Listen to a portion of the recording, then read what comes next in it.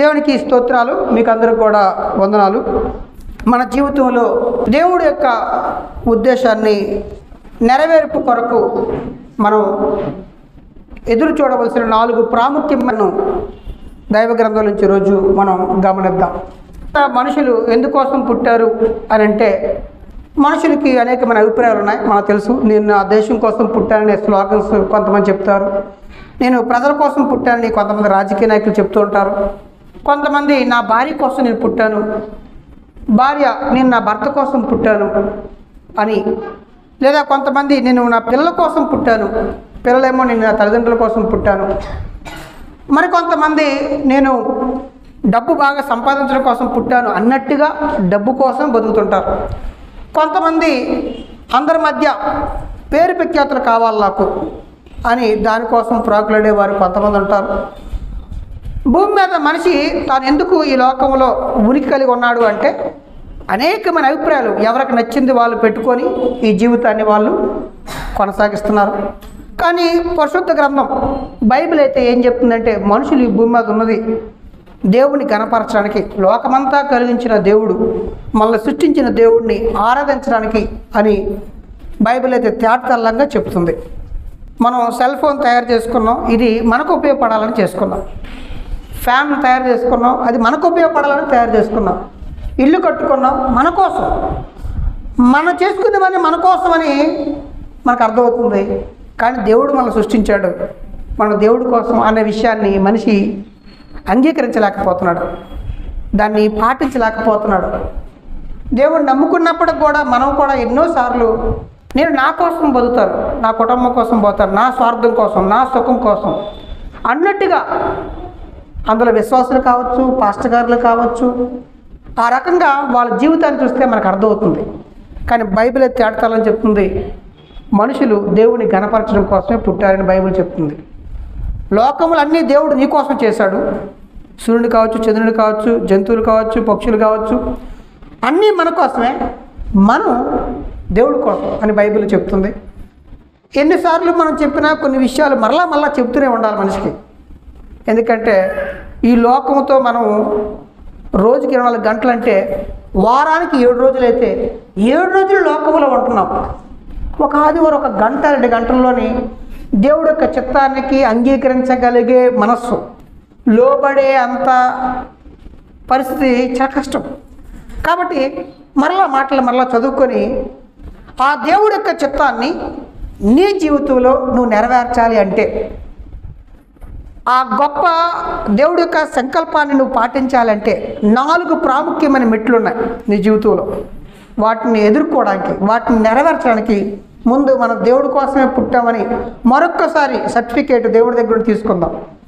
యెషయా గ్రంథం 43వ అధ్యాయం 7వ వచనం చదువుదాం, 21వ వచనాన్ని కూడా చదువుదాం. దేవుడు మనిషిని భూమి మీద ఎందుకు చేశారంటే, దేవుడు తన మహిమ నిమిత్తము నేను సృష్టించిన వారిని, నా నామం పెట్టబడిన వారిని, దేవుడు అంటున్నాడు నా మహిమ నిమిత్తమే నేను చేశాను మిమ్మల్ని అంటున్నాడు. తాను దేవుడికి మహిమ తీసుకురావడానికి భూమి మీద మనిషి జీవించాలి అని బైబిల్ చెప్తుంది. చూడండి 21వ వచనం కూడా చదువుదాం. నా నిమిత్తము నేను నిర్మించిన నా జనులు, కాబట్టి నా స్తోత్రమును ప్రచురం చేస్తారు. నా మంచితనం ఏంటో, నా ప్రేమ ఏంటో, నా కరుణ ఏంటో, ఒకవేళ నేను పాపం ఉంటే ఎందుకున్నానో, నేను నరకాన్ని ఎందుకు సృష్టించానో, పరలోకాన్ని ఎందుకు సృష్టించానో, దేవదూతలేంటో, దెయ్యమేంటో, ఈ ప్రజలు నాకు స్తోత్రమును ప్రచురం చేస్తారు అని చెప్తున్నాడు. కాబట్టి భూమి మీద మనుషులు ఎందుకు సృష్టించబడ్డారు అంటే బైబిల్ అంటుంది నా మహిమ నిమిత్తం, నా కోసం అని దేవుడు చెప్తున్నట్టుగా చూస్తున్నాం. అలాగే 1 కొరింథీ 8వ అధ్యాయము 5వ వచనం కూడా చదువుదాం మనం. దేవతలు అనబడిన వారును, ప్రభువులు అనబడిన వారును, ఈ భూమి మీద దేవతలు అనబడిన వారు ఉన్నారు, దేవతలు లేరు. చాలామంది పాస్టర్ గారులు కూడా ఏమంటారంటే దేవతలు ఉన్నారండి, అడ్డెత్తున్నాయండి చర్చికి రాకుండా అన్నిటిగా ప్రసంగాలు కూడా నేను విన్నాను. దేవతలు అనబడిన వారు ఉన్నారు, దేవతలు లేరండి. అనుకుంటారు, గాలిని అనుకుంటారు, సూర్యుడిని అనుకున్నారు, చంద్రుడిని అనుకున్నారు, భూమిని అనుకున్నారు, తాగే నీళ్ళని అనుకున్నారు. మీ మామ చచ్చిపోతే ఒకవేళ కల్లో కానీ కనబడిందంటే ఆవిడని పేరెంటలు కూడా చేసి ఆవిడ ఒక దేవత చేస్తారు. చిన్న గుడి కట్టి. అలా అనుకున్నారు. దేవతలు అనబడిన వారు ఉన్నారు, అనబడిన వారు ఉన్నారు. ఉన్నను మనకు ఆకాశం అందేను, భూమి మీదేను అనబడిన వారు ఉన్నారు. దేవతలు ఉన్నారు అనట్లేదు. బైబిల్ చాలా క్లియర్గా చెప్తుంది. అనబడిన వారు ఉన్నను మనకు దేవుడు ఒక్కడే. భూమి మీద ఉన్న మనుషులందరికీ కూడా ఒక్కడే దేవుడు. ఆయన మనకి నాన్న అవుతాడు. అబ్బా, ఎంత గొప్ప స్టేట్మెంట్ అండి, నిజం. కాబట్టి మనం దైవ గ్రంథాన్ని మనం గమనిస్తే అక్కడ అంటున్నాడు ఆయన మనకి తండ్రి. మనం గమనిస్తే దేవుడు అంటున్నాడు ఆయన తండ్రి అవుతాడు అని చెప్తున్నాడు. ఆయన నుండి సమస్తము అన్నీ వచ్చినవన్నీ ఆయన వల్ల వచ్చాయి. బంగారం కావచ్చు, బట్టలు కావచ్చు, లోకంలో కనబడుతున్నవన్నీ ఆయన వల్లే వచ్చాయి. అసలు భూమి మీద మనిషి ఎందుకు ఉన్నాడంటే ఎవరి నిమిత్తం మాట అండి? నిజంగా ఆయన కోసం ఉన్నాం మనం. ఆయన కోసం ఉన్నామనే కనీసం గుర్తింపు ఏమైనా మన మధ్యలో ఉందా? అలాంటి మనసుతో ఏమైనా జీవిస్తున్నామా? మనం ఆయన నిమిత్తం ఉన్నాం. బైబిల్ చెప్తుంది ఆయన మహిమ కొరకు, ఆయన చిత్తం కొరకు, ఆయన స్తోత్రం ప్రచురం చేయడం కోసం. ఇక అంటాడు మనం ఆయన కోసం. ఇంకా విచిత్రమైన పదాన్ని మనం గమనిస్తే మనం ఆయన కోసమని ఆయన ఆశపడిన ఆలోచనలు ఎప్పుడువి అని ఆలోచిస్తే ఇంకా ఆశ్చర్యపోతాం. ఎఫెసీయులకు రాసిన పత్రిక 1వ అధ్యాయము 4వ వచనం నుండి 6వ వచనం వరకు మనం చూస్తే మనము ఆయన కోసం అని అనుకున్న ఆయన ఆలోచన, ఆయన కోరిక ఎప్పటిది అంటే చదువుదాం మనొకసారి. ఎట్లనగా దేవుడికి ప్రియమైన యేసుక్రీస్తు ద్వారా తాను ఉచితమండి. మనకి రక్షణ పరలోకం ఉచితం అండి. మనకు బైబిల్ అయితే అలా కాదు. నువ్వు పుట్టినప్పుడు నిన్న అబద్ధాలు ఆడావో, నీలో ఎంత ఈర్ష్య, కుల్లి, కుతంత్రం ఉందో, ఎంత నేరం ఉందో అన్నిటికీ యేసు ప్రభు వెల చెల్లించాడు. ఆయన రక్తం కార్చాడు. నువ్వు ఎప్పుడైతే యేసుక్రీస్తు దగ్గరికి వెళ్ళి నేను నిజంగానే తప్పు చేశాను, నేను పాపం చేశాను అని అంగీకరిస్తే ఆయన దేవుడికి మనకి మధ్యవర్తిగా వచ్చి మన శిక్ష అంతా ఆయన భరించాడు. మనకి క్షమాపణ అనుగ్రహించి మనల్ని పరలోకాన్ని తీసుకెళ్తాడు. అలాగిచ్చే పరలోకం రక్షణ ఉచితం. ఏంటండి? ఉచితం. ఇది నీకు నువ్వు కష్టపడి చేసేది కాదు. దేవుడు మనకు ఉచితంగా మనకు అనుగ్రహించిన, అలా అనుగ్రహించిన ఆయన కృపకు మహిమ తీసుకురావాలి. ఆయన కీర్తి రావాలి. ఎవరి కీర్తి రావాలండి? ఆయనకి ఎంత ప్రేమ అంటే కొన్నిసార్లు అనుకుని ఉంటాం, కొంతమంది గురించి, మనుషుల గురించి ఆలోచించి ఇలాంటి దుర్మార్గులు ఎందుకు రా బాబు బతుకున్నారు అనుకుంటుంటాం, చస్తే బాగుంది అనుకుంటుంటాం, చావాలని కోరుకుంటాం. కానీ దేవుడు మాత్రం కృతజ్ఞత లేని వారిని, దుర్మార్గుల్ని ఆయన అంటాడు వాళ్ళకి ఆయన ఉపకారి అంటాడు. దేవుడు ఎవరెవరికి ఉపకారట? అందరికీ. అందులో దుష్టులకి, దుర్మార్గులు కూడా. అందుకనే కొన్నిసార్లు పెద్ద పెద్ద హంతకులకు కూడా చక్కని పిల్లలు ఉంటారండి, ఉద్యోగాలు ఉంటాయి, ఇల్లులు ఉంటాయి. కాబట్టి వాళ్ళని కూడా దేవుడు ప్రేమించే వ్యక్తి ఆయన. కాబట్టి దైవ గ్రంథాన్ని మనం గమనిస్తే ఆయన అక్కడ రాయబడుతుంది ఉచితముగా తన కృపామయము కీర్తి కలగ వల్లని దేవుడికి చిత్తం అంటే ఇష్టం అండి. దేవుడి ఇష్ట ప్రకారంగా దేవుడికి సంకల్పం అంటే బలమైన కోరిక ఉంది భూమి మీద మన పైన. దేవుడు దయతో కూడుకున్న బలమైన కోరిక ప్లాన్ ప్రకారంగా యేసుక్రీస్తు ద్వారా మనం గమనిస్తే అక్కడ కుమారులు అనగానే కుమారులు కాదు, పిల్లలు. దేవుడు మనల్ని తన పిల్లలుగా చేసుకోవాలని మనల్ని ముందుగా తన కోసం, ఎవరి కోసం అండి? మరలా అక్కడ కూడా తన కోసం, మనము తన కోసము ఆయన నిర్ణయించుకొని మనము తన ఎదుట పరిశుద్ధులమును నిర్దోషులున్నాయి ఉండాలని. అసలు ఎప్పుడు అనుకున్నట జగత్తు, ఈ సూర్యుడికి, చంద్రుడికి, లోకానికి, ఈ కోటానుకొలది నక్షత్రాలకి పునాది వెయ్యబడక ముందు ఆయన ప్రేమ చేతట నాకు పలానా వ్యక్తి కావాలి, నాకు పలానా వ్యక్తి కావాలి, భూమి మీదకి వస్తారు, వాళ్ళు పొరపాటు చేస్తారు, అయినప్పటికి కూడా వాళ్ళ కోసం యేసుక్రీస్తు ప్రాణాన్ని ఇస్తాడు. వాళ్ళందరూ ఆయన రక్తంతో కడగబడతారు, క్షమాపణ పొందుతారు. వాళ్ళు నా సన్నిధిలో నా మాట వింటారు, నా మహిమ కోసం, నా చిత్తం కోసం, నా కోసం బతుకుతారని దేవుడు లోకం పుట్టక మునిపే ఆశ పెట్టుకొని పుట్టించాడు మనల్ని. ఇక్కడికి వచ్చిన తర్వాత మనం ఏం చేసామంటే ఎవరి ఇష్టానికి వారు, ఎవరి ఉద్దేశాలకు వారు లోబడిపోయి ప్రపంచం అంతా వెళ్తుంది. కానీ నిజానికి మనము దేవుడి యొక్క మహిమ కొరకే, దేవుడి యొక్క చిత్తము కొరకే, దేవుడి కొరకే అని బైబిల్ ఘంటాపదంగా చెబుతుంది. దాన్ని మనం అంగీకరించిన వాళ్ళు అంగీకరించవచ్చు, అంగీకరించకపోయిన వాళ్ళు అంగీకరించకపోవచ్చు. కానీ నిజానికి మాత్రం మన దేవుడి చిత్తం కొరకే పుట్టాం, దేవుడి మహిమ కొరకే పుట్టాం. ఎంతమంది అంగీకరిస్తున్నారు? నేను అంగీకరిస్తున్నాను. 100% మన దేవుడి యొక్క చిత్తం కొరకే పుట్టాం, దేవుడి యొక్క మహిమ కొరకే పుట్టాం. అయితే ఆయన చిత్తం ఏంటి? ఆయన చిత్తాన్ని నిజంగానే మన జీవితంలో నెరవేరుతుందా? ఆయన ఉద్దేశం ఏంటి నీ మీద? ఆ ఉద్దేశాన్ని నువ్వు నీ జీవితంలో నెరవేర్చుతున్నావా? నెరవేర్చాలంటే 4 మెట్లు ఉన్నాయి, 4 స్థాయిలు ఉన్నాయి. ఆ విషయాన్ని మనం ఈరోజు గమనిద్దాం. కాబట్టి దేవుడు కాలానుగుణంగా ఆయన చిత్తాన్ని మన జీవితంలో నడిపిస్తూ ఉంటుంటాడు. దానికి మనం లోబడాలి. చదువుదాం. ప్రసంగి గ్రంథము 3:11 చదువుదాం. దేని కాలమందు అది చక్కగా ఉండినట్లుగా సమస్తమును ఆయన నియమించడం. దేవునికి స్తోత్రం. దేవుడు లోకంలో దేని కాలమంది నిర్ణయాలు జరగడం కొరకు దేవుడు నియమించాడు. దేని కాలమంది జరగడానికి దేవుడు ఈ లోకాన్ని నిర్ణయించాడు, నడిపిస్తున్నాడు. మీకు అర్థం కాదని చెప్తారు. మన శరీరంలో కూడా దేవుడు వాచ్ని పెట్టాడు. అమ్మ ఏం పెట్టాడు? 15 సంవత్సరాలు రాగానే మగవాళ్ళకి మెసలు చేస్తుంటాయి, వద్దనుకున్న గడ్డలు చేస్తుంటాయి. ఇంకా 40 సంవత్సరాలు వచ్చేసరికి ఈ గడ్డలు ఏమండి తెల్లగా మారిపోతుంటాయి. వద్దనుకుంటుంటాం మనం. రంగు ఎవడు వేసుకుంటాడు ఏంటి అని బాధపడుతుంటాం, కానీ వచ్చేస్తుంటాయి. ఈ శరీరంలో దేవుడు ఏం చేశాడంటే నిర్ణయాన్ని పెట్టాడు, నిర్ణయించే కాలాలను పెట్టాడు, వాచ్ పెట్టాడు. మన శరీరంలోనే కాదండి, ఈ విశ్వంలో కూడా దేవుడి యొక్క కాలానుగుణంగా పనులు జరుగుతున్నాయి. మీరు గమనించండి. ఇప్పుడు మనకి సెల్ ఫోన్, ఆండ్రాయిడ్ మొబైల్స్ వచ్చింది కదా. ఈ సమయంలోని ఈ జ్ఞానం వస్తేనే మంచిదండి. 100 సంవత్సరాల కిందట కానీ ఈ టెక్నాలజీ వచ్చిందనుకోండి, ఆ కాలానికి మంచిది కాదు. మీకు అర్థమవుతుందా? ఇప్పుడు జెనెటిక్ ఇంజనీరింగ్ అభివృద్ధి చెందింది. ఒక విత్తనం 500 గింజల విత్తనాలు వస్తున్నాయి. మన తాతల కాలంలో 200 గింజలే వచ్చేవి. ఇప్పుడు టెక్నాలజీ అప్పుడు వచ్చి ఉంటే చాలా ప్రమాదం. కాలానుగుణంగా దేవుడు మనుషుల మధ్య అన్నీ కూడా ఆయన చిత్తానుసారంగా చేస్తాడండి. ఆయన నడిపిస్తాడు. ఆయన ఈ లోకాన్ని అంతటి నడిపిస్తుంది, కాపాడుతుంది దేవుడు అండి. అమ్మ ఎవరు? దేవుడు అండి. కాబట్టి ఈ విషయాన్ని నువ్వు అంగీకరించాలి. కాబట్టి దేని కాలం అందరి చక్కగా జరిగినట్లుగా దేవుడు నిర్ణయాల ప్రకారంగా నియమిస్తున్నాడు. కోవిడ్ 2 వచ్చింది, కోవిడ్ 1 వచ్చింది, ఇంకేదో వస్తుందో నువ్వు భయపడక్కర్లేదు. ఎందుకంటే లోకానికి తెలీదు లోకాన్ని నడిపిస్తున్న దేవుడు ఉన్నాడని. వాళ్ళు దేవుడి మీద ఆధారపడక గుండెలు చచ్చిపోతున్నారు. కాబట్టి నువ్వు నిజమైన దేవుడి బిడ్డవైతే లోకమంతటిని కాపాడుతున్న దేవుడు ఉన్నాడు. నా కుటుంబాన్ని కాపాడుతాడు, నా బిడ్డలు కాపాడుతాడు. ఒకళ్ళు తీసుకెళ్తాడు. దానికి ఏముందండి? ఆయన దగ్గర తీసుకెళ్తాడు. నష్టం ఏంటంట?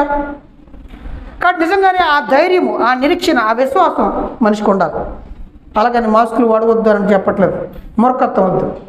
కాబట్టి దైవ గ్రంథాన్ని మనం గమనించినట్లయితే దేవుడు ఈ లోకాన్ని నడిపిస్తున్నాడు. కాలానుగుణంగా అన్నీ ఆయన ఏర్పాటు చేశాడు. నీ జీవితం మీద కూడా ఏర్పాటు చేశాడు. కాబట్టి దేవుడు ఉద్దేశం కొరకు నువ్వు పుట్టావు, దేవుడు చిత్తం కొరకు పుట్టావు. దేవుడు ఆ ఉద్దేశాన్ని కొన్నిసార్లు దర్శనం అనే పదాన్ని కూడా వాడుతుంటాను. ఓకేనమ్మా? దేవుడు ఉద్దేశం నీ మీద ఉంది. దేవుడు యొక్క ఆ ఉద్దేశాన్ని దర్శనం అనే పదాన్ని కూడా వాడుతుంటాం. దర్శనం అనగానే కొంతమంది మన ఆంధ్రాలో ఏమనుకుంటారు, రాత్రిపూట పడుకుంటూ వచ్చేదని అనుకుంటుంటారు. ఓకేనండి, అది దర్శనమే. కానీ దర్శనం అంటే గురి, నీ జీవితం మీద దేవుడు ఉన్న ఉద్దేశం. కాబట్టి ఇక్కడ కూర్చుని మనందరి మీద కూడా దేవుడికి ఒక ఉద్దేశం ఉంది. దేవుడి చిత్తం ఈ లోకంలో నువ్వు జరిగించాలి. నీ మీద ఒక గురి ఉంది. నీకు ఒక దర్శనాన్ని ఇచ్చాడు. ఇచ్చిన దర్శనాన్ని నీకేమైనా తెలుసుకున్నావా? మీ మీద దేవుడికి ఏ ఉద్దేశం ఉందో నీకేమైనా తెలుసుకున్నావా? అమ్మ అక్కడ కూర్చుని వాళ్ళు తెలుసుకున్నారా?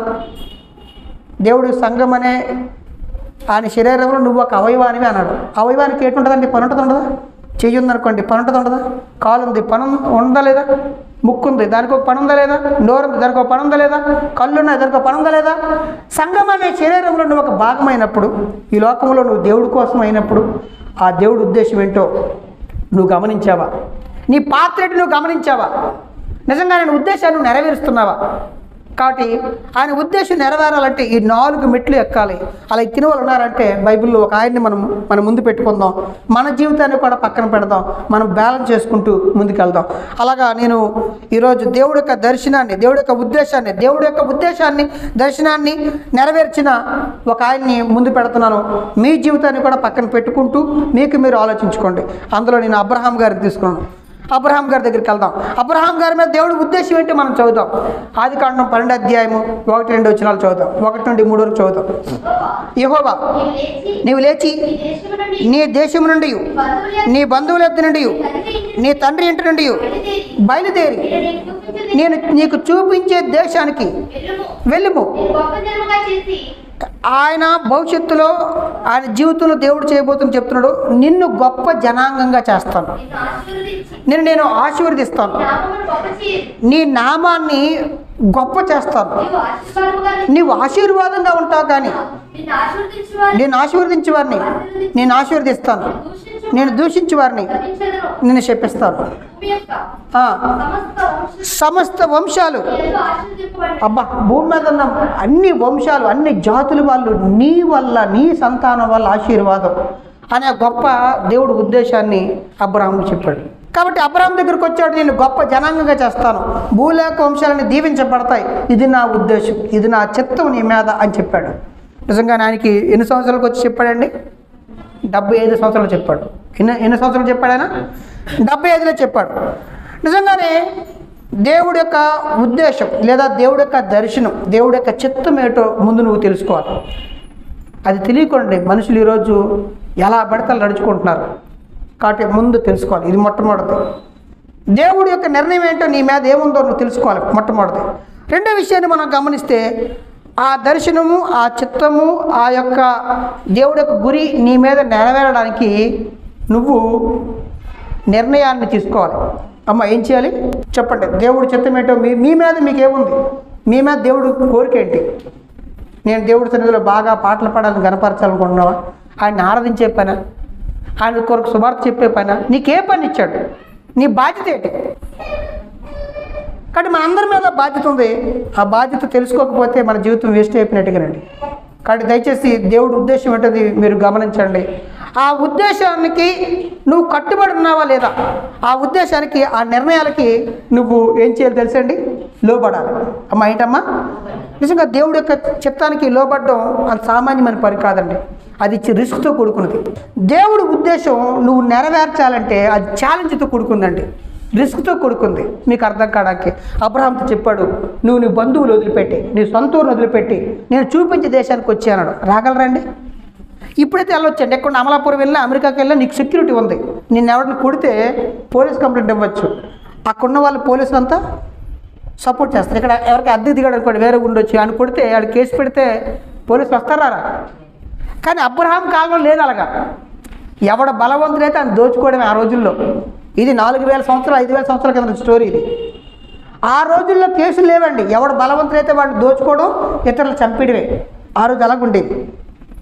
ఆ రోజు అలాంటి పరిస్థితి. అందుకే అబ్రహాం గారు అలా ఆవిడ చెప్తారు, అమ్మ నువ్వు అందంగా ఉన్నావు, నిన్ను బట్టి నన్ను చంపేస్తారు వీళ్ళు, కానీ నువ్వు నాకు చెల్లి అని చెప్పు అని చెప్తుంటారు. నేను నీకు అన్నని చెప్పు, నువ్వు నాకు చెల్లి అవుతావు అని చెప్పని ఆయన అగ్రిమెంట్ చేసుకుంటారు. గమనించారా? అలాంటి టైంలోని అబ్రహాంతో నేను చూపించే దేశానికి నువ్వు వెళ్ళి అన్నాడు. రిస్కా కాదా? రిస్క్ కాదండి, మామూలు రిస్క్ కాదండి. పైగా ఈయన అడ్రస్ ఇవ్వలేదు దేవుడు. పలానా అడ్రస్ ఇవ్వకుండా నువ్వు బయలుదేరని చెప్పాడు. నిజంగానే అబ్రహాము దేవుడు చిత్తాన్ని నెరవేర్చడం కొరకు ఆయన ఛాలెంజ్ తీసుకున్నాడు, ఆయన రిస్క్ తీసుకున్నాడు. ఈరోజు దేవుడు ఉద్దేశం నీతో చెప్పినప్పుడు అది నీ అభిప్రాయానికి వ్యతిరేకమై ఉండొచ్చు, నీ బంధువుల అభిప్రాయానికి వ్యతిరేకం ఉండొచ్చు, లోకానికి దేవుడి యొక్క చిత్తానికి వ్యతిరేకమై ఉండొచ్చు. కానీ ఆ చిత్తానికి నువ్వు లోబడుతున్నావా? దేవుడు నీ మీద ఏ ఉద్దేశం కలిగి ఉన్నాడో ఆ ఉద్దేశాన్ని నెరవేర్చడం కొరకు నువ్వు నిజంగా ఛాలెంజ్ తీసుకుంటున్నావా? నిజమండి, నిజంగా ఛాలెంజ్ అండి. దేవుడి ఉద్దేశాన్ని నెరవేర్చడం సామాన్య విషయం కాదు. కాబట్టి మన జీవితంలో దేవుడి యొక్క నిర్ణయాన్ని గౌరవించాలి అంటే నీకు ఏదైతే దేవుడు చెప్పాడో, నిజంగా ఈరోజు నేను దేవుడి సంఘానికి ఇవ్వాలి అనుకుంటాను, అది ఛాలెంజ్ తీసుకోవడం అండి. అందరికంటే ముందు రావాలి నువ్వు అనుకుంటే అది ఛాలెంజ్ అండి. నేను పాటలు పాడాలి, నేను దేవుడిని కనపరచాలి, సువార్త చేయాలి అనుకుంటే అది చిన్న పని కాదండి. దేవుడు చెప్తానని నువ్వు ఈరోజు నిర్ణయానికి కట్టుబడితే, ఆయన దర్శనాన్ని, ఆయన చిత్తాన్ని నువ్వు నెరవేర్చాలనుకుంటే అది ఒక ఛాలెంజ్ అండి. అది ఒక రిస్క్తో కూడుకున్న పని. నిజంగా అబ్రహాము ఆ రిస్క్ తీసుకున్నాడు. బైబిల్లో ఉన్న ప్రతి భక్తులు తీసుకున్నాడు. రిస్క్ తీసుకోవాలని ఎవరు లేరండి. నోవహు దగ్గరికి వచ్చాడు దేవుడు, నువ్వు వాడకట్టు, జలప్రలయం రాబోతుంది చెప్పాడు. అసలు జలప్రలయం అనేది నోవహు గారు తెలియదు. అప్పటి వరకు జలప్రలయం రాలేదు.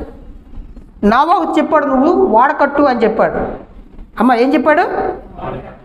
సునామీ అనేది వచ్చినంత వరకు మనకు తెలియదు కదా. భూకంపాలు తెలుసు కానీ సునామీ తెలియదు. సముద్రంలో భూకంపం వస్తే దాన్ని సునామీ అంటారు. మన దగ్గర భూకంపం వస్తే భూకంపం అంటారు. సముద్రంలోని భూమి ఇడిపోద్ది. అప్పుడు సముద్రం వాటర్ అంతా మధ్యలోకి వెళ్ళిపోద్ది, మళ్ళీ అది కలిసిపోద్ది. అంతే 50 మీటర్లు 100 మీటర్ల పైకి వచ్చేస్తుంది. దాన్ని సునామీ అంటారు. అది వచ్చినంత వరకు మనకు తెలియదు. నిజంగానే నోవహు కాలానికి జలప్రలయం తెలియదు. అది వరకు చూడని సంగతుల్ని దేవుడు చెప్తే అతను నమ్మాడు. వాడ కట్టాడు. వాడ కట్టడానికి ఎన్నాళ్ళు పట్టింది తెలుసండి? 120 సంవత్సరాల దగ్గర పట్టింది. 120 సంవత్సరాలు వాడ కట్టడం అంటే ఆ గొప్ప వాడని కడుతుంటే తన ఆస్తి అంతా దారిపోయారు కదా, శ్రమ పడాలి కదా. ఊర్లో అందరూ ఏమనుకుంటారు? ఈడేటరా అందరూ పొలాలు కొనుక్కుంటుంటే చక్కగా తిని తిరుగుతుంటే వాడ కడతాడు, పైగా స్వార్థ ప్రకటిస్తున్నాడు. ప్రజలారా మారండి, జలప్రలయం రాబోతుందని చెప్తున్నాడు. ఎంతమంది హేళన చేస్తుంటారు. మరి ఇప్పుడు స్వార్థకి వెళ్తుంటే ఏమంటారు? ఉరకండిరా, నరకం అట నరకం, పరలోకం అట పరలోకం, దేవుడు అట. ఎవడన్నా చెప్పాడు మీకు పని పాటలేదు అంటున్నారు లేదా? అందుకే వెళ్ళడం మానేసాం. అందుకే దుకాణాలు ఎత్తిస్తారు అందరూ. కాబట్టి మనం గమనిస్తే ఎన్ని అవమానాలు వచ్చి ఉంటాయి, ఎంత డబ్బు ఖర్చు, ఎంత శ్రమ. 100 సంవత్సరాలండి, 120 సంవత్సరాలండి. రిస్క్ తీసుకుంటా లేదా? అమ్మ తీసుకుంటా లేదా? అబ్రహాం కూడా రిస్క్ తీసుకుంటాడు. ఈరోజు దేవుడి యొక్క చిత్తం కొరకు నువ్వు నిజంగానే ఆ దర్శనాన్ని నెరవేర్చడం కొరకు, ఆయన ఉద్దేశం నెరవేర్చడం కొరకు రిస్క్ అండి. అందుకని నువ్వు దేవుడి చిత్తం నీ మీద ఏముంది నువ్వు గమనించు. ఆ చిత్తం కొరకు నువ్వు నిజంగానే లోపడుతున్నావా, నిర్ణయాన్ని తీసుకున్నావా, మానసికంగా అంతర్మదనం అయిపోతావండి. అంతేకాదు మూడో విషయాన్ని మనం గమనిస్తే నిరీక్షణతో ఎదురు చూడాలి. దేవుడి యొక్క దర్శనం నీ జీవితం నెరవేరడం కొరకు నువ్వేం చేయాలి? నిరీక్షణ. నిజంగా అబ్రహాముకి 75 సంవత్సరాలప్పుడు దేవుడు కనబడ్డాడు. 80 సంవత్సరాలు వచ్చాడు, 85 సంవత్సరాలు వచ్చాడు. పిల్లలు ఇచ్చాడా? వచ్చి మాటకి ఏమంటాడు? ఒక ఆకాశం చూడు, నక్షత్రాలు అంతమంది పిల్లలు ఇస్తారంటాడు. సముద్రం పక్కెళ్ళి సముద్ర పెసరైనంత అంతమంది పిల్లలు ఇస్తారంటాడు. చూస్తే ఒక్కడు లేడు. ఈయనకి 75 సంవత్సరాలప్పుడు చెప్పాడు. 80 సంవత్సరాలు వచ్చాయి, 85 వచ్చింది, 90 సంవత్సరాలు వచ్చాయి, 95 సంవత్సరాలు వచ్చాయి, పిల్లలు లేరు. చుట్టుపక్కల అందరూ ఏమంటారండి? ఎన్నుంటే ఏం ప్రయోజనం లేండి, పైగా ఈయనకట ఆకాశం ఇస్తారని పిల్లలు వస్తారట, దేవుడు చెప్పాట అని కమ్మ కట్టుంటారు కదా, ఆయన హేళన చేసి ఉంటారా చేయరా? ఈయనకి బాధేస్తుంటా ఏదండి? నిజంగానే అబ్రహాము నిజంగా నలిగిపోయాడండి. అబ్రహాం నలిగిపోయాడు. నిజంగానే చుట్టుపక్కల వారి అభిప్రాయాలు, ఇతరుల అభిప్రాయాలు, ఆయన ఇంట్లో ఆవిడ నవ్విందండి. అంతేకాదు అబ్రహాం కూడా నవ్వాడు. కాబట్టి దైవగ్రంథం చెప్తుంది, నువ్వు దేవుడి యొక్క చిత్తం కొరకు ఒకరు కట్టుబడి ఉంటే నిరీక్షణ ఉండాలి, నువ్వు ఎదురు చూడాలి. నిజంగానే అబ్రహాము ఎందుకు దేవుడు సమయం తీసుకుంటాడు అని ఆలోచిస్తారండి. బైబిల్ మనం గమనిస్తే దేవుడు చెప్పిన ఆయన చిత్తం నీ జీవితంలో బలంగా నెరవేరడం కొరకు నువ్వు బలం పొందుకోవాలి. ఏంటి? నువ్వు ఆత్మీయంగా ఎదగాలి. నువ్వు విశ్వాసంలో బలం పొందినంత వరకు దేవుడు ఆగుతాడు ఆయన కార్యం చేయడానికి. అమ్మ ఏం చేయడానికి ఆయన ఆగుతాడండి. బైబిల్లో మనం గమనిస్తే ఈయన నోవాహు గారు 120 సంవత్సరాలు పట్టింది అని చూస్తున్నాం. యోసేపు గారి దగ్గరికి వెళ్దాం. కీర్తన 105:17. వారికంటే ముందుగా ఆయన ఒకరిని పంపించాడు. ఆ యోసేపేనండి, ఆ పంపించినాడు ఎవరో కాదు. కానీ యోసేపు చిన్నప్పుడు దేవుడు దర్శనం ఇచ్చాడు, దేవుడు గురిచ్చాడు. గో నీ జీవితంలో నేను ఇది నెరవేర్చబోతున్నానని చెప్పాడు. ఓకే అండి. కానీ ఆ గురి నెరవేరే వరకట అతనికట ఏమైందండి చూద్దాం. యోసేపు దాసుడిగా అమ్మబడ్డాడు. వారు సంఖ్యల చేత అతని కాలు నొప్పించిరి, ఇనుము అతని ప్రాణమును బాధించును. అతడు చెప్పిన సంగతి అంటే అతను చిన్నప్పుడు చెప్పిన సంగతి అండి. అతను చిన్నప్పుడు వాళ్ళ నాన్నతో చెప్పాడు, ఇంకో దేవుడిలా నాకు దర్శనం ఇచ్చాడు, వాళ్ళ అన్నిటితో చెప్పాడు. అతడు చెప్పిన సంగతి నెరవేరు వరకు యెహోవాకు అతన్ని పరిశోధించిందండి. నిజంగా మీరు గమనించండి, యోసేపు ఎంత నలిగిపోయాడు. ఆయన జీవితంలో జరుగుతున్న ప్రతి కార్యాన్ని బట్టి దేవుడి మీద ఆధారపడ్డాడు. ఓకే, దేవుడు నాకు తోడే అన్నాడు. ఎన్నో ఎన్నో సంఘటనలు ఆయన జీవితంలో జరిగాయి. అన్నిటిని బట్టి ఆయన దేవుడిని నమ్మాడు, దేవుడి మీద ఆధారపడ్డాడు, విశ్వాసంలో ఎదిగాడు, బలం పొందుకున్నాడు. అప్పుడు ఐగుప్తు సింహాసనం మీద రాజు తర్వాత రాజు అయ్యాడు. కాబట్టి దేవుడు మన మీద ఆయన మనకిచ్చిన ఆయన ఉద్దేశం, ఆయన చిత్తం, ఆయన దర్శనం నువ్వు గమనించు. ఆ దర్శనం కొరకు, ఆ చిత్తం కొరకు నువ్వు నిర్ణయాన్ని తీసుకో. అంతేకాదు, నువ్వు ఎదురు చూడు. ఎందుకంటే ఒక బిడ్డ పుట్టాలంటే 9 నెలల టైం. నీకు వెంటనే కావాలనుకుంటావు, కానీ కరెక్ట్ కాదు. 7 నెలలకే కావాలనుకుంటావు, బతకడం గ్యారెంటీ లేదు. 6 నెలలకే నీకు వచ్చేస్తే బాగుందనుకుంటావు, కాదు. ఒక విత్తనం భూమిలోకి వెళ్ళిన తర్వాత అది 3 రోజులు మొలవాలా, 1 రోజుకు మొలవాలా అన్నది దేవుడి చిత్తం. మనకి వెంటనే పంట వచ్చేస్తే మంచిగా కోసుకుని తినేస్తాం, మన అదే పరిస్థితి. కానీ దేవుడు అలా కాదు. ఇన్స్టెంట్ కాఫీ కాదు, ఫాస్ట్ ఫుడ్ సెంటర్ కాదు దేవుడిది. దేవుడు చిత్తము, దేవుడు నిర్ణయాలు నీ మీద ఉన్నప్పుడు అవి నెరవేరుతాయి. వాటికి నువ్వు ఆగాలి. ఎందుకంటే దేని కాలం ముందు అది చక్కగా జరిగినట్టు దేవుడు నిర్ణయించాడు. ఇప్పుడు అబ్రహాం గారి దగ్గరికి వెళ్దాం. దేవుడు మాట్లాడే ఒక విచిత్రమైన పదాన్ని అక్కడ అండర్లైన్ చేద్దాం. చూడండి, ఆదికాండం 18వ అధ్యాయము 10వ వచనం నుండి 13 వరకు చూద్దాం. అందుకైనా మీదటికి ఈ కాలమున నీ యొద్దకు నిశ్చయముగా నేను మరలా వస్తాను. అప్పుడు నీ భార్య అయిన సారాకు ఒక కుమారుడిని కలిగినని చెప్పాను. సారా ఆయన వెనక ఉండినందున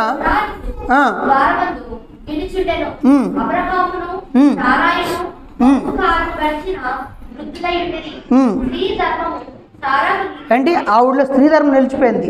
స్త్రీ ధర్మం నిలిచిపోతే పిల్లలు పుట్టరండి. ఇంకా ఆవిడలో స్త్రీ ధర్మం నిలిచిపోయింది, మృతులేమైపోయింది. గనుక సారా నేను బలము ఉడికిన దానను తర్వాత నాకు సుఖము కలుగునా, నా యజమానుడికు వృద్ధుడే ఉన్నాడు కదా అని తనలో తాను నవ్వేసుకుంది. బయట అనలేదు, తనలో నన్ను నవ్వుకుంది. నవ్వుతుంటాం కదా మనం కూడా, చిరునవ్వు అండి. కొన్ని ఆనందంతో, కొన్ని అపనమ్మకతో, కొన్ని ఎటకారంగా, బోల్ రకాలు నవ్వుతుంటాం. ఈవిడ అనుకుంది అపనమ్మకతో నవ్వుకుంది. నాకు పిల్లల పొడ్డం ఏంటి అని తనలో తను నవ్వుకుంది. వెంటనే దేవుడు ఉన్నాడు అక్కడ. ఆయన అన్నాడు, అంత యెహోవా అబ్రహాముతో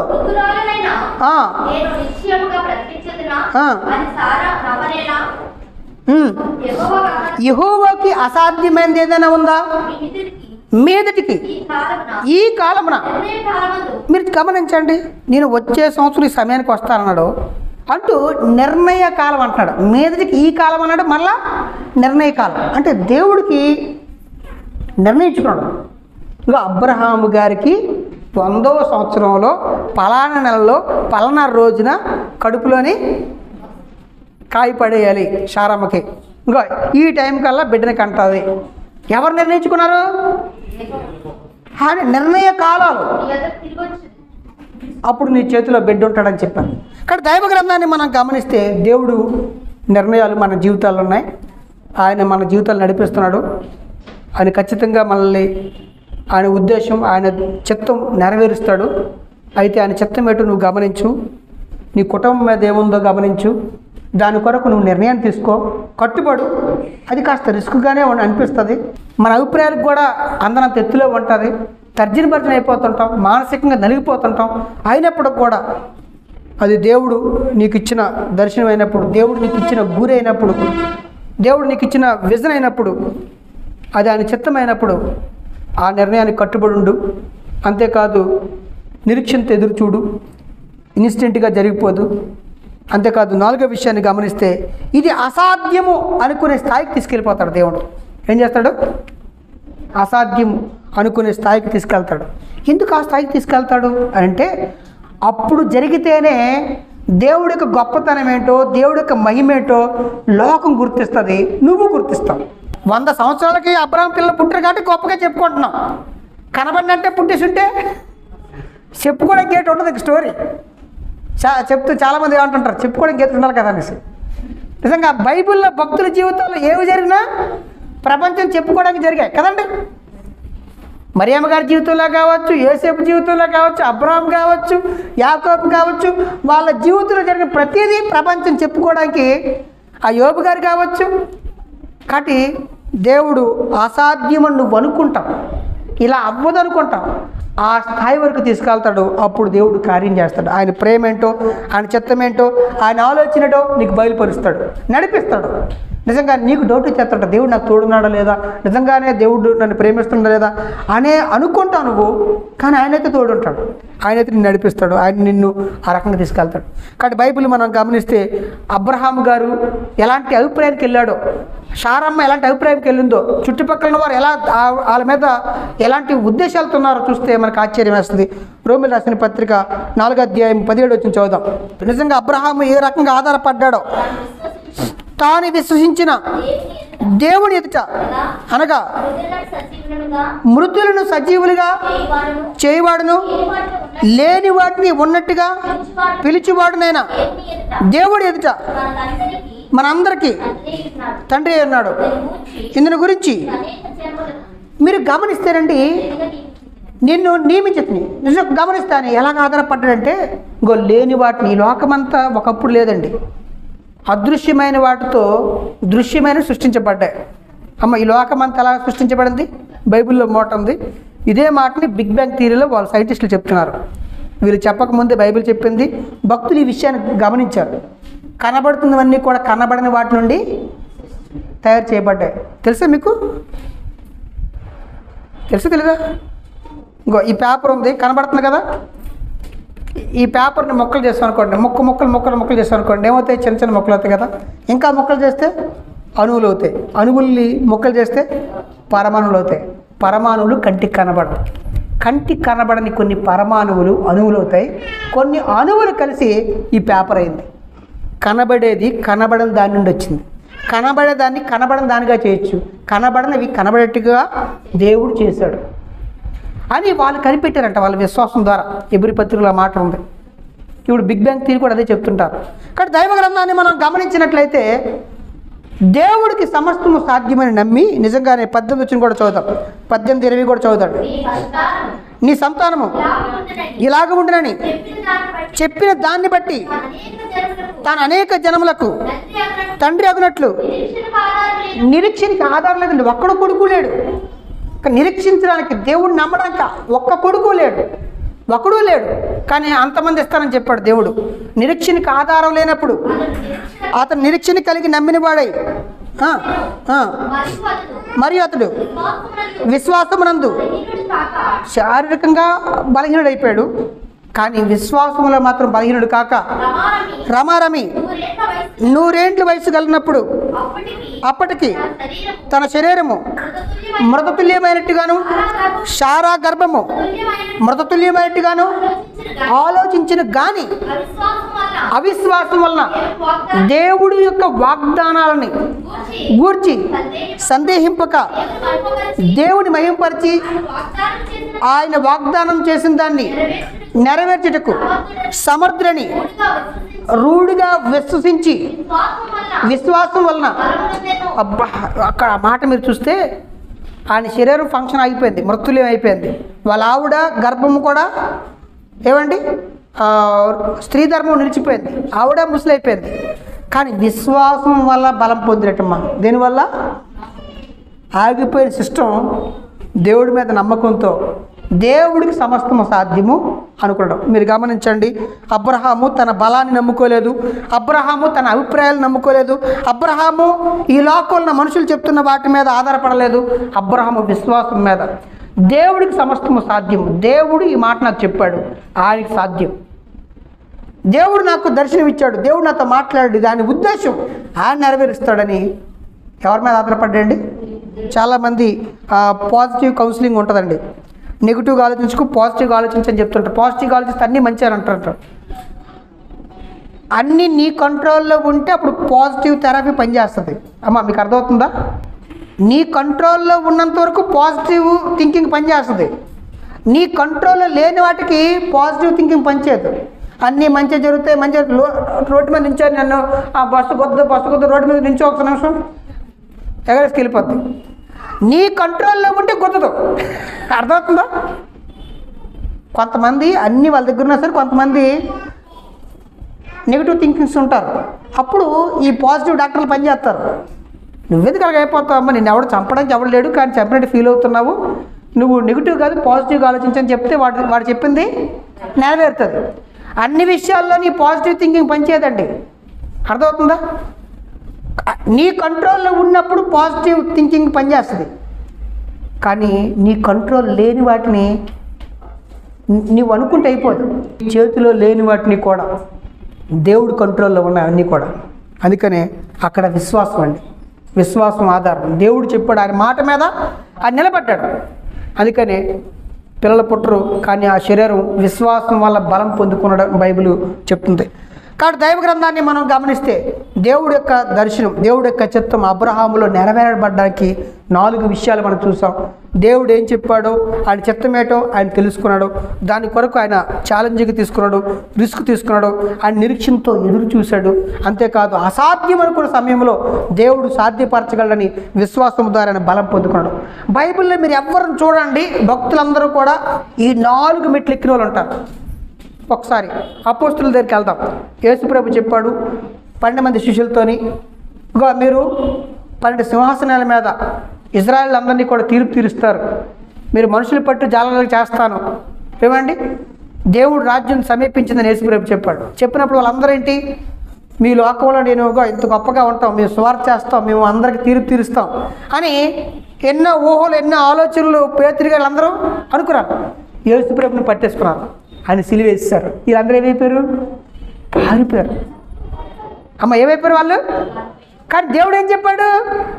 మీరు గొప్పలుగా ఉంటారా, భూలోకానికే తీర్పు తీరుస్తారు, భూలోకంలో మీరు సువార్త చెప్తారు, నాకు సాక్షులే ఉంటారని ఆయన ముందు చెప్పాడు.